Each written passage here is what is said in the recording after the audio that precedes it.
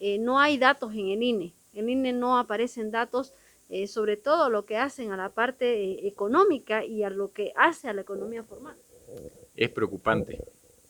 Es preocupante que no se estén publicando los datos de manera periódica como se venía haciendo. Eh, Hubo un momento en el que empezó a fluir esa información y ahora no lo vemos. Directamente sale algún personero del gobierno a dar los datos, pero no se ha tenido el tiempo para analizarlos y además son datos oficiales de los cuales no tenemos el respaldo sobre cómo han llegado esos datos. Entonces, es preocupante que no se estén publicando los datos de manera periódica. Esperamos que eso vaya mejorando en el transcurso del tiempo, pero ya bueno, ya vamos casi un año y seguimos con el mismo problema, ¿no? Por ejemplo, eh, no se habían reportado los datos de crecimiento del año anterior, ya estábamos en marzo, abril, recién ahora en agosto pudimos ver datos del mes de abril de este año con un crecimiento muy bajo, mientras otros países crecían en doble dígito, porque justo en abril ya se cerró todo, ¿no ves? Entonces aquí no, el crecimiento se fue bajísimo. Es preocupante, es preocupante. A nosotros hacer suposiciones de qué es lo que está sucediendo no nos gusta, pero sí eso debería, es información pública, ¿no?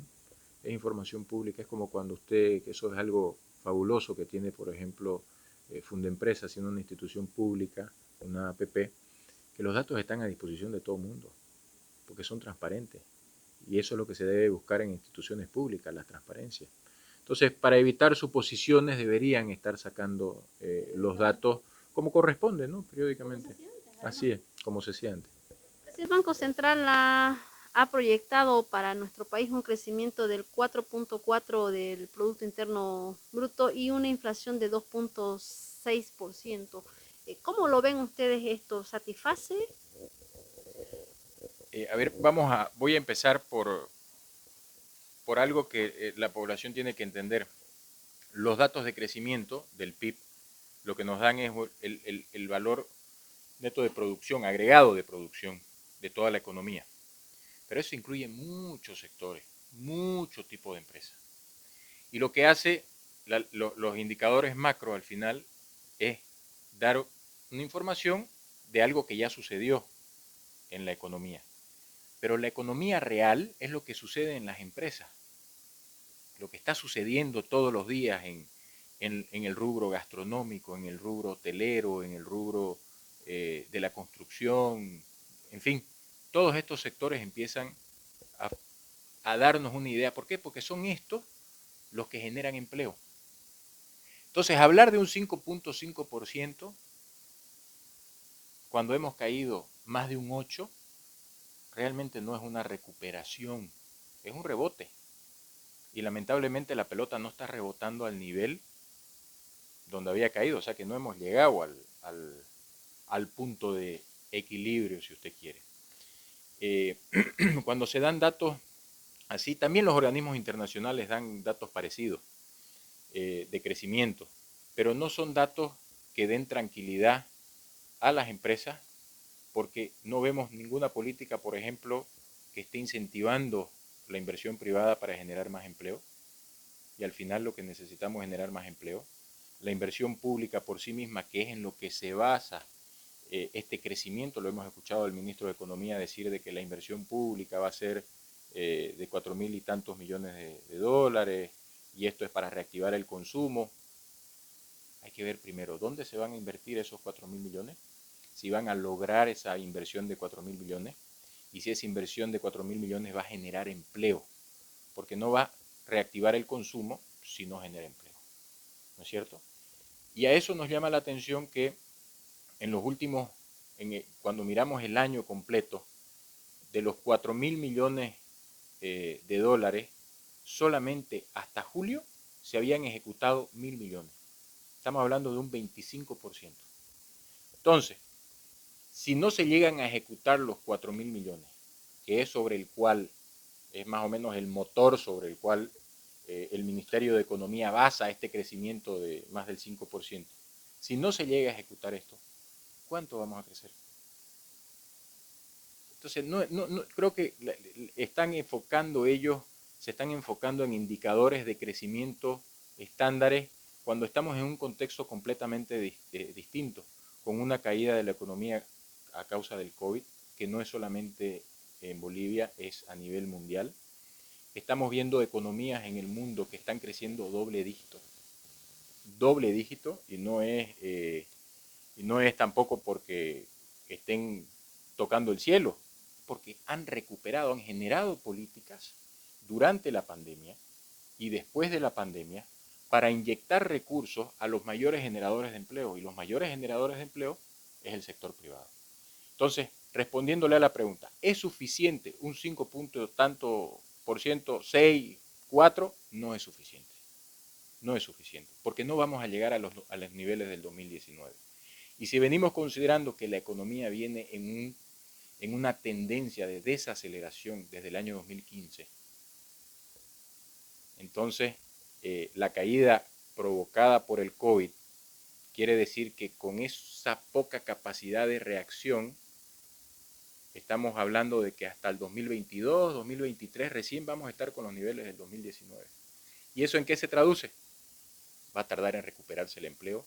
El empleo que se recupere va a ser empleo de baja calidad. Cuando hablo de baja calidad es que no están afiliados al Seguro Social de corto plazo ni a las AFP, que no tienen las condiciones óptimas para trabajar, etc.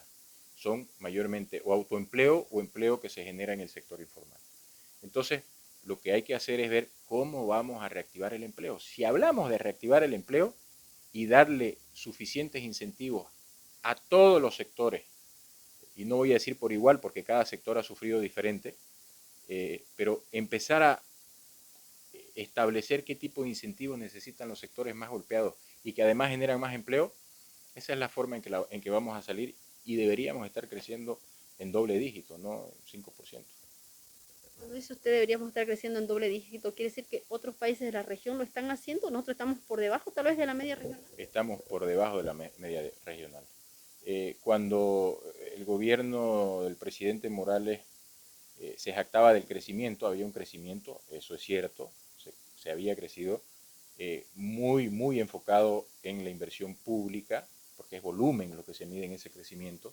Lamentablemente, y es algo que siempre venimos indicando, que la inversión pública por sí misma no genera valor, debería ser un apoyo a lo que genera valor, que es la inversión privada. Como no se mide la inversión privada de la manera adecuada y tampoco se dan los incentivos para que esa inversión privada pueda salir adelante lo más rápido posible, y hay una serie de trabas para que una empresa se vuelva formal, y hay ¿no? Empezamos a ver toda la sobreregulación, va a ser muy difícil que volvamos a ser los campeones de la región en crecimiento. ¿Por qué? Porque el contexto internacional es distinto. En ese momento el contexto externo nos favorecía bastante, y ahorita con una alta demanda que no estamos aprovechando porque el mundo ha rebotado de una manera impresionante. La demanda por productos es impresionante. El precio, solamente para que usted se dé idea, Melvin, el costo de un contenedor de China a Bolivia, antes del COVID, como caro, se pagaban $2.000. Ahorita cuesta $12.000. $12.000 traer un contenedor con productos, sin contar el precio de los productos, ¿no? Solamente el flete hasta Bolivia son $12.000. Y eso no es un tema solo con Bolivia, es en el mundo. ¿Por qué? Porque hay una demanda tan alta y una oferta que no abastece esa demanda, que los precios se dispararon.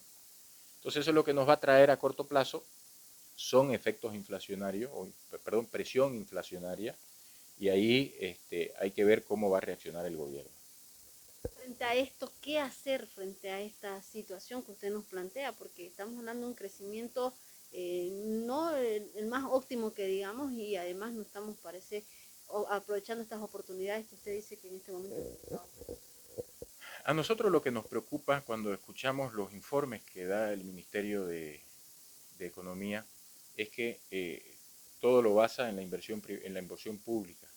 Todo está alrededor de la inversión pública, todo va alrededor de las empresas públicas, este crecimiento está basado casi íntegramente en la inversión pública. Y cuando tenemos un problema de flujo, de caja en el Estado, porque no hay liquidez, no, el Estado no tiene la plata que tenía antes por el COVID, ¿no? No hemos accedido a los créditos internacionales, en fin, hay un montón de temas ahí que tocar, además que el gasto público sigue siendo altísimo. Es muy difícil que podamos sostener el ritmo para llegar a ese nivel de crecimiento. Eso nos preocupa, de que no vaya a haber el suficiente oxígeno para llegar a ese crecimiento. Y si eso no se acompaña del crecimiento privado, de la inversión privada, ahí está el riesgo. Yo le voy a dar una anécdota, que no sé si se la he comentado. Cuando el presidente, en el año 2019, el 6 de agosto, el presidente Morales estaba dando su mensaje del 6 de agosto y hablaba sobre una serie de inversiones que se iban a hacer en todo el país, inversión pública. Pero no mencionó más que una, si no me equivoco, en el departamento de Santa Cruz. Y me escribe una periodista y me pregunta, ¿qué opina usted sobre el hecho de que el presidente no tenga proyectos en Santa Cruz? Y yo lo que le respondo es, discúlpeme, pero creo que estamos haciendo la pregunta equivocada. Si Santa Cruz en los últimos 15 años ha estado creciendo por encima del promedio nacional, 6, 7%, sin inversión pública, ¿qué ha estado impulsando ese crecimiento? La inversión privada. Esa era la respuesta. Entonces, si nosotros logramos combinar y tener una mezcla óptima de inversión privada con inversión pública, podemos llegar a niveles de crecimiento muy por encima de lo que está proyectando el gobierno. Y las inversiones públicas tienen que venir acompañando a la inversión privada. ¿A qué me refiero? Si alguien quiere invertir en una planta de cemento, en una planta de oleaginosa, de aceite, en fin, en una carpintería, pero no tiene los accesos adecuados para que llegue el transporte, para llevar y traer materia prima, en fin, una serie de cosas que van a facilitar el trabajo, de nada sirve esa inversión privada. Entonces, ¿qué es lo que decimos nosotros? La inversión pública debe acompañar para darle mayor competitividad a la inversión privada, porque de esa manera se generan más empleos acá, se genera mayor capacidad en los trabajadores y se genera un círculo virtuoso también con una inversión pública bien apuntada. Y eso es lo que necesitamos que haya.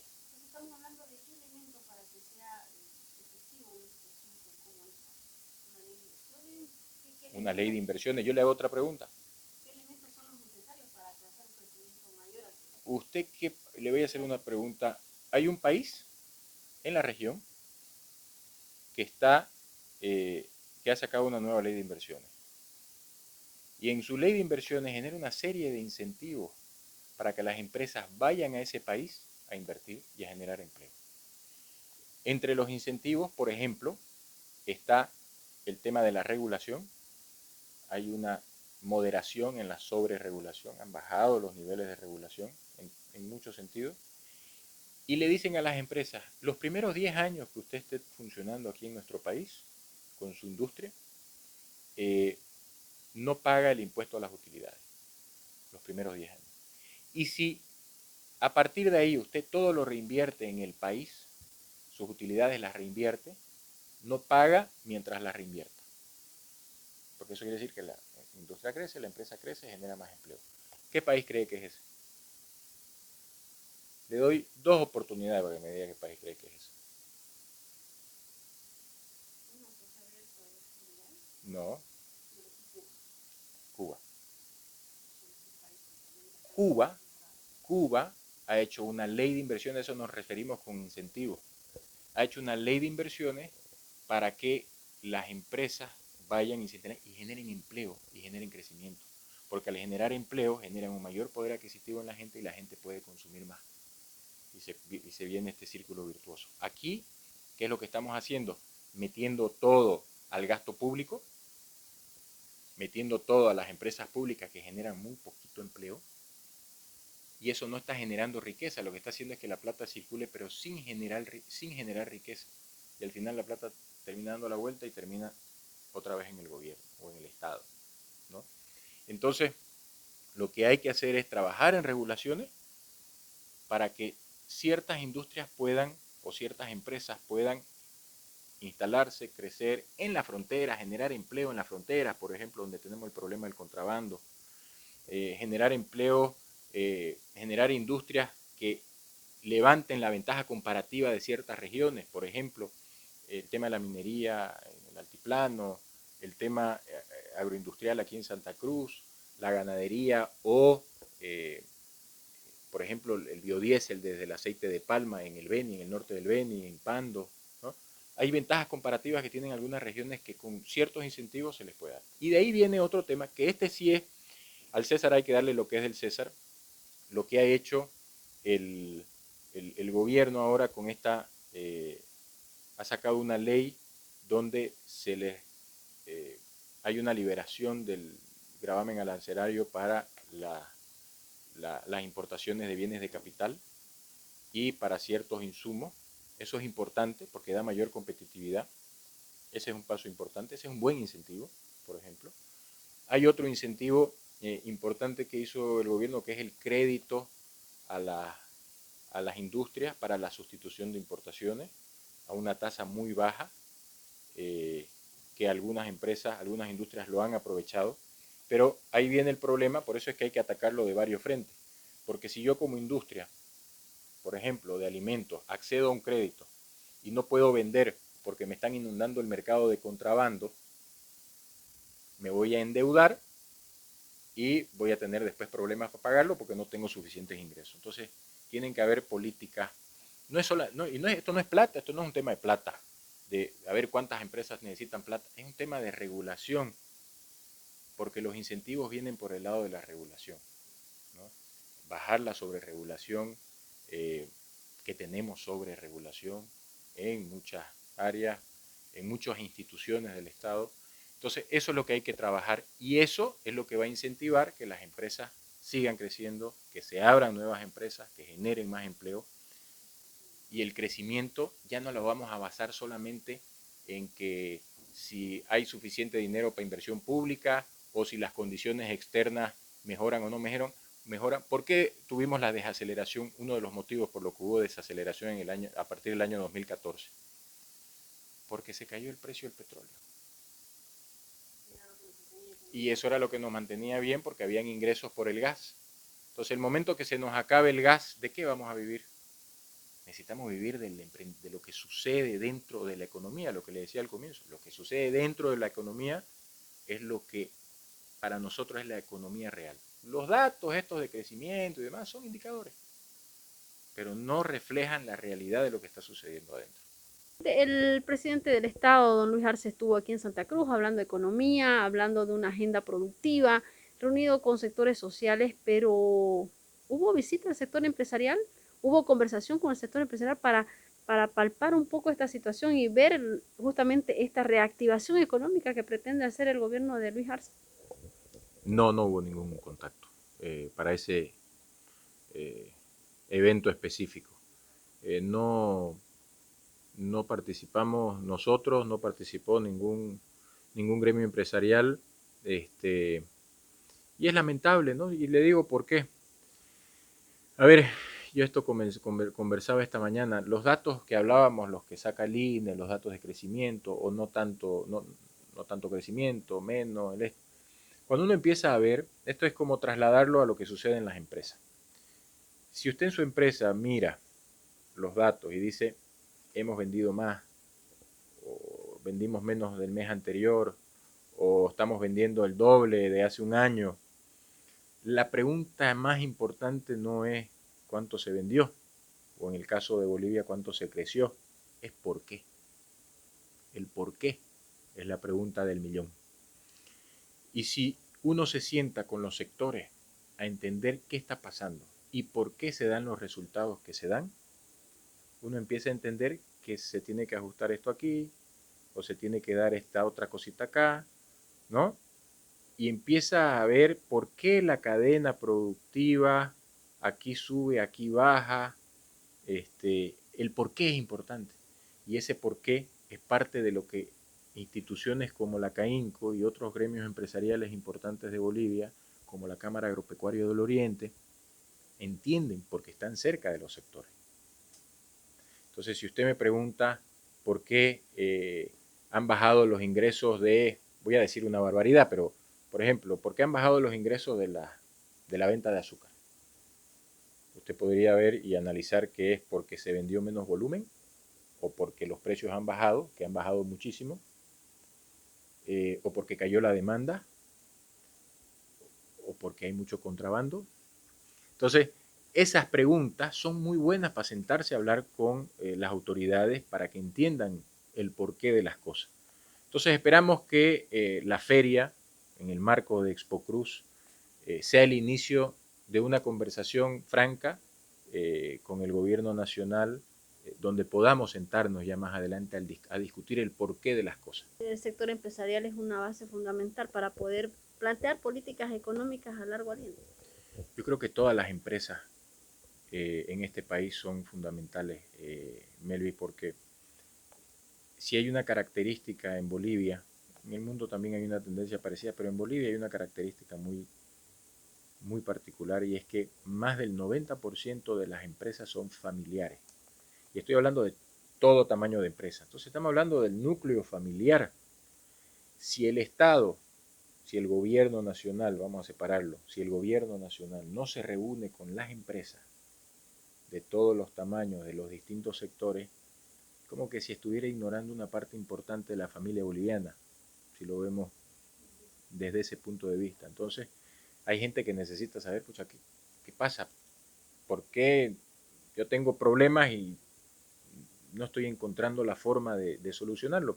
Y para eso estamos nosotros, para plantear esos problemas de una manera objetiva, sin que suene a queja, pero también con propuestas. No es solamente aquí está el problema, solucionenlo, sino más bien veamos a ver de cambiar este decreto, agregar esto otro al decreto tal, trabajar en una nueva ley de inversiones, por ejemplo, que reactive, de seguridad jurídica. Entonces, es importante que el gobierno nacional se siente con todos los sectores y el sector empresarial. Cuando hablo del sector empresarial, voy a volver a repetir, es las empresas de todos los tamaños, no es solamente las empresas grandes, de todos los tamaños. CAINCO, el 70% de las empresas afiliadas a CAINCO son pequeñas y medianas. Entonces, se habla en representación de todas estas empresas que al final generan empleo, que son parte de un núcleo familiar y que son parte importante de la sociedad civil, ¿no? Entonces, ¿Por qué cree usted que no se sienta el presidente Luis Arce con el empresariado en este caso? cuando no hay comunicación, lo más normal es que se hagan suposiciones, y las suposiciones siempre son complicadas. Yo más bien quiero creer que esto es parte de un proceso. El problema es que no tenemos el mismo tiempo que teníamos en el 2008, 2007, 2009, cuando había un alejamiento entre el sector empresarial y el gobierno. Ahí eran otras épocas, el contexto internacional era otro, la economía estaba distinta. Entonces, a veces da la impresión que se está priorizando la agenda política, la agenda económica, que no debería ser el caso. Da la impresión, vuelvo a decir, son suposiciones, pero lo que yo y muchos nos sentamos a discutir es que en algún momento se va a dar ese relacionamiento de una manera muy franca, porque vamos a hacer como institución técnica que es CAINCO, vamos a decir las cosas que gusten como las cosas que no gusten, como lo estamos haciendo ahora, pero eso es parte del discutir ideas, pues, ¿no? Es como dice un amigo, solo los OPA se ponen de acuerdo sin discutir. Así que es importante esa discusión dentro del marco del respeto. La economía formal es algo fundamental, porque usted lo tocaba a un principio, ¿no? No es lo mismo la calidad del empleo en la informalidad que en lo formal. El presidente Luis Arce decía en su discurso que se perdió mucho en el gobierno de transición y que ahora se está tratando de recuperar todos estos aspectos. Pero ¿ustedes ven algunas señales que marquen esa priorización de la economía formal, esa cuestión de recuperar? ¿Ustedes lo están avisorando así? A ver, voy a tratar de ser, de hacer una cronología de los hechos. Normalmente lo que sucede en el sector empresarial, en las empresas de todos los tamaños, es que cuando una empresa formal muere, por quiebra, por falta de lo que sea, muere, esa familia migra al sector informal, rebalsa al sector informal. Cuando llega la pandemia en el año 2020 y llega ese confinamiento rígido que no solo se vivió en Bolivia, sino que se vivió en todo el mundo, hubo un problema que nunca habíamos tenido por obvias razones, y es que cuando mueren estas empresas formales, se pierde ese empleo, no había dónde migrar. No había dónde migrar. El sector informal también estaba parado. Toda la población estaba parada. Entonces empezamos a ver, con el uso de la tecnología, que empiezan a ver estos marketplaces, ¿no? Un montón de herramientas en el mismo WhatsApp, se empezaban a vender productos, ya para la gente necesitaba vivir, subsistir, entonces tenía que vender lo que podía, lo que le había sobrado. Entonces, hay un problema serio que se genera por el confinamiento fruto de la pandemia en el 2020. Ese es un hecho, así es, nadie se lo esperaba. Se perdió muchísimo empleo, se perdieron muchísimas empresas y mucha de esa gente no pudo migrar al sector informal en su momento. Aquí hay un problema de que hay también una ruptura en la cadena de pago y se lastima bastante también la moral de pago. La moral de pago es esa obligación que yo tengo de pagar a mis acreedores. Entonces se empiezan a dar algunas políticas de diferimiento por un plazo prudente de tantos meses, pero no llegaba, por más que hayan los diferimientos, no llegaban otras fuentes de ingreso, mientras en otros países empezaron a meter plata porque tenían la plata, para meterle a su economía, para que la gente pueda vivir en eso. Aquí no teníamos la plata para metérsela. Y además, si usted recuerda, teníamos un gobierno de transición con una asamblea legislativa que estaban completamente encontrados y no se podían llegar a los créditos. Era una situación no solamente de la pandemia, sino también política bastante compleja. Entonces, con todo esto que se pierde, empleo, capacidad productiva de las empresas, en fin, llegamos ya al 2020 y ese empleo todavía no lo hemos recuperado ni siquiera a un 20%. Y lo que vemos cuando hacen las encuestas oficiales, una de las preguntas es, ¿usted ha trabajado por lo menos una hora en la última semana? Ahora yo le pregunto, si usted ha trabajado 2 horas en la última semana, ¿eso es un empleo de calidad? ¿O es que usted salió a trabajar y a hacer algo para subsistir? ¿No? Entonces, la pregunta es, ¿cuánto hay en el empleo formal? Hay que mirar ahí qué ha pasado en las AFP, cuántas cuentas se han dado de baja, y ahí nos vamos a dar cuenta de la magnitud. Y estamos hablando de cientos de miles de empleos que se perdieron durante la pandemia y que todavía no los hemos logrado recuperar. Empleo formal, empleo de calidad, empleo que viene de empresas que pagan impuestos al Estado y que también dan un ingreso adicional al Estado. Entonces, cuando empezamos a ver datos comparativos de recaudación del mes de junio de este año con junio del 2020, recordemos que en el 2020 hubo hasta un diferimiento en el pago de impuestos. Entonces, no es comparable. Tenemos que empezar a mirar la tendencia, qué fue lo que pasó en el 2019, qué pasó en el 2018, qué pasó en el 2017. Y ahí nos vamos a dar cuenta que el empleo de calidad todavía no lo hemos recuperado, el subempleo todavía es demasiado alto, ese empleo eventual que va saliendo, y eso es lo que a nosotros nos preocupa, que no estamos mirando la realidad de la situación, porque hay indicadores oficiales que se están basando en encuestas, en información que puede ser muy real, pero que no es comparable de la forma en que se lo está comparando. Y yo le decía a un amigo, esto es más o menos como cuando hay algunos canales de deporte que uno mira que son de una nacionalidad específica, y yo los aprecio mucho. Pero cuando uno mira los goles que hizo esa selección, todo el tiempo pasan los goles de su selección, ¿no ves? Y cuando uno mira el partido completo resulta que la selección perdió 4-2. Alguien que no sabe de fútbol va a decir, ganamos 2-0. ¿No? ¿Qué es lo que pasa ahorita aquí? Nosotros vemos nuestros goles nomás, pero no hemos visto los goles que nos encajaron. Entonces, creemos que la cosa está bien porque metimos 2 goles, pero por el otro lado todavía tenemos que recuperar para empatar.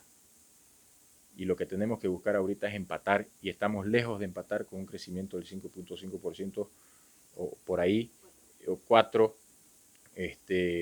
con un crecimiento del empleo marginal para lo que se perdió, que mucho de eso es subempleo, con un crecimiento del consumo que no sabemos si esa plata viene de lo que se difirió del crédito o si esa plata viene realmente de algo que se ha ido ganando. En fin, creo que hay muchos temas que todavía hay que conversar, y para eso necesitamos una charla larga y tendida. Se viene ExpoCruz 2021. Las novedades de esta feria, lo importante que viene a ser para el sector empresarial y para Santa Cruz como vitrina del mundo, ExpoCruz. Algunas cosas fabulosas de ExpoCruz. Yo estoy muy contento con ExpoCruz porque la verdad es que nos da una luz de esperanza a todos de que la cosa va a mejorar. Y fíjese, ExpoCruz es un emprendimiento privado, donde participan emprendimientos privados. Esa pujanza, vamos a salir adelante, eso es lo lindo. Primero, ExpoCruz, cuando nosotros nos sentábamos en el mes de enero a hacer las proyecciones de qué iba a pasar con ExpoCruz, un escenario, el más optimista, era un ExpoCruz al 70% del 2019. Y con las dudas a ver si lo organizábamos o no. Lo bueno es que esa expectativa, por lo menos en cantidad de expositores, la hemos sobrepasado, a pesar de que hay algunos países que no han podido venir por temas de la pandemia. Entonces, desde el lado de los expositores hay una muy buena respuesta.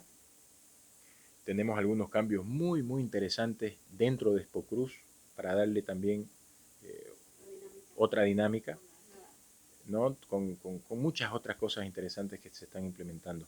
Y de ahí vamos a esperar cómo responde la gente, que por lo que uno escucha en la calle y uno ve en redes sociales, todo el mundo está desesperado por ir a ExpoCruz. Pero además la organización que hemos tenido de distintas ferias especializadas durante el año nos han dado la experiencia para conseguir una certificación internacional en medidas de bioseguridad. Así que eso lo hemos implementado ahora en ExpoCruz y eso nos da mucha tranquilidad también. Vamos a hacer la primera feria en América Latina que se da después de la pandemia. La primera feria de este tamaño. Es mucha responsabilidad. Ya con la cantidad de expositores que tenemos estamos muy contentos. Podría decir, y esto lo hemos conversado con la parte ejecutiva de la feria, que esta va a ser una de las ferias más grandes del mundo. Y no porque sea la feria más grande del mundo, sino porque no se están haciendo ferias en otras partes. Pero eso ya es una de las ferias más grandes de Latinoamérica y es la feria multisectorial más grande de América Latina. Pero más allá de eso, estamos esperando, y yo creo que va a haber una gran respuesta de la gente en ExpoCruz. Tenemos en paralelo la rueda de negocios.